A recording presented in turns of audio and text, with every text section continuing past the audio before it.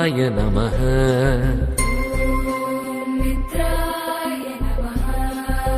ॐ रवये नमः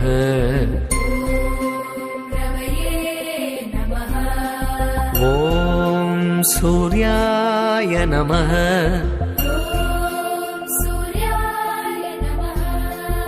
ॐ भानवे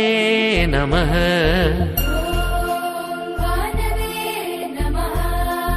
ॐ खगाय नमः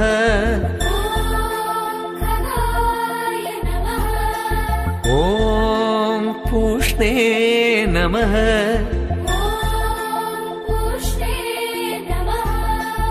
ॐ हिरण्यगर्भाय नमः